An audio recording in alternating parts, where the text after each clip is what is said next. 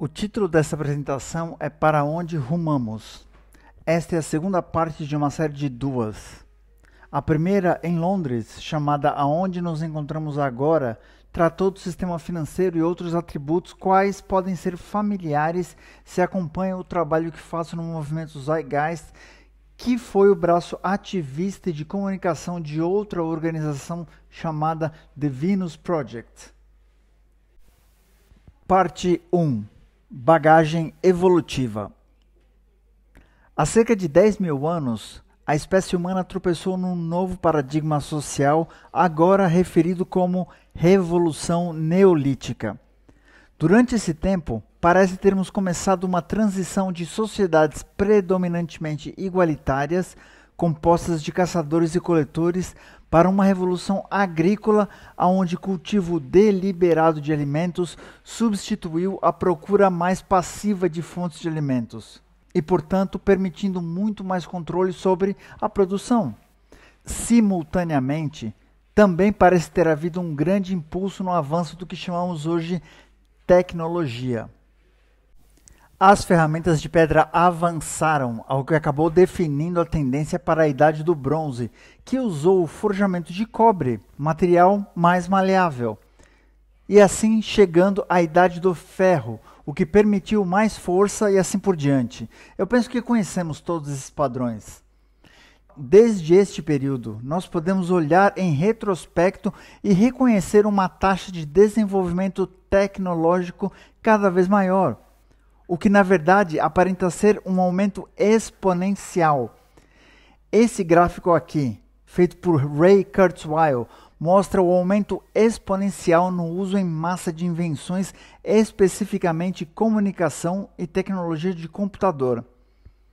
Ao lado, outro gráfico mostrando uma história de invenção tecnológica e a incrível taxa de progresso em geral. Penso ser seguro dizer que essa evolução de tecnologia e, portanto, ciência em si, foi e continua a ser o catalisador fundamental de progresso e mudança.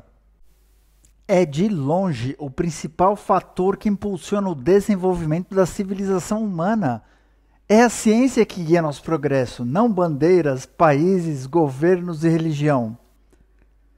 Não apenas na facilitação de alcançar fins específicos, mas também na manifestação mais sutil de nossos sistemas de crenças, quadros de referência filosóficos e, essencialmente, como interpretamos o mundo à nossa volta. O método científico em si é uma forma de ferramenta tecnológica, e sua aplicação tem continuamente avançado nosso entendimento do mundo que nos rodeia, facilitando mudança constante. Infelizmente, crenças culturais, crenças tradicionais que todos nós compartilhamos, raramente estão em sintonia com a natureza socialmente progressiva da ciência e tecnologia. Isso é chamado atraso cultural, que decorre de identificação social com valores tradicionais existentes e práticas institucionais estabelecidas. Essas identificações emocionais, e peço desculpas por esse gráfico, mas não resisti, tais identificações emocionais são uma fonte de conforto a nós. Na verdade, eu tenho uma anedota. Quando vinha do aeroporto, eu vi os Amish. Evidentemente, eles moram por perto e dirigiam suas carroças pela rua. Era noite. E o que eles tinham? Eles tinham luzes elétricas penduradas nos cavalos e charretes. E eu meio que pensei, ei, isso é trapaça. O fato é que é muito difícil qualquer estabelecimento tradicional realmente seguir em frente sem ceder à beleza do avanço de tecnologia e o que ela pode nos proporcionar. Um exemplo clássico desse fenômeno, que estou certo muitos aqui já ouviram, foi quando o físico e astrônomo italiano Galileu Galilei apresentou pela primeira vez provas para a instituição política de sua época e região sobre a Terra girar em torno do Sol. Ele foi recebido com profunda ameaça e oposição pelo estabelecimento político-religioso, pois era muito contrário a seus textos religiosos e, portanto, para as identificações tradicionais. Na verdade, a Inquisição proibiu a reimpressão de obras de Galileu por 76 anos depois da sua morte.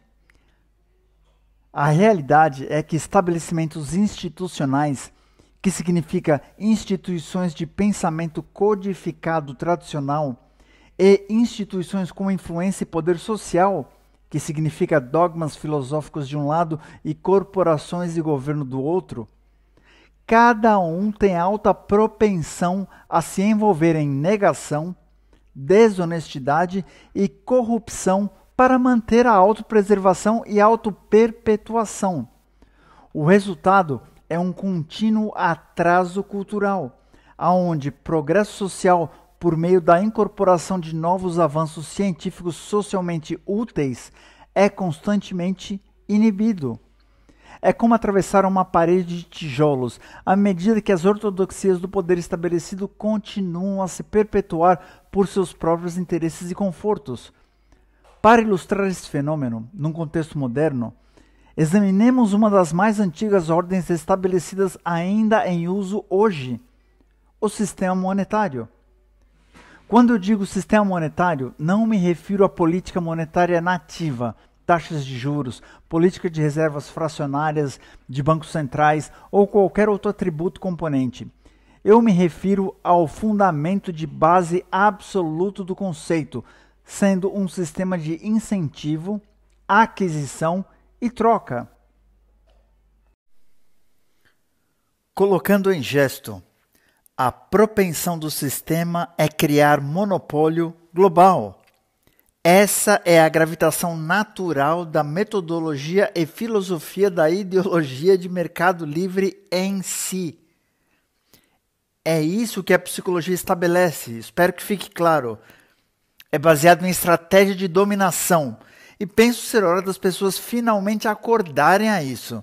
Não é baseado em liberdade, é baseado em conquistar.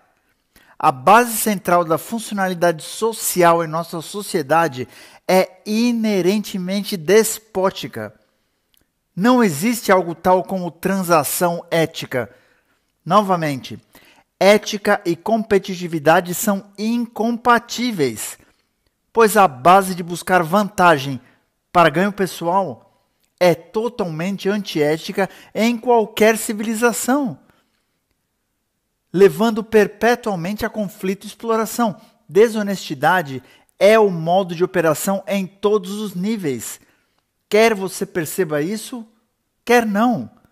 E francamente, como alguém em sã consciência pode racionalizar que um mundo equilibrado, pacífico, sustentável e produtivo possa sair de competição aberta e, portanto, guerra aberta, de indivíduos competindo um com o outro por trabalho, a corporações lutando entre si por participação de mercado, a governos competindo um com o outro por domínio econômico global, vai além de mim.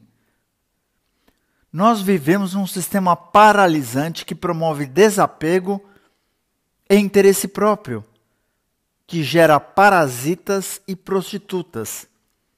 Cada um de nós, devido à própria natureza do jogo monetário, é forçado a uma posição de submissão a um empregador ou a um cliente.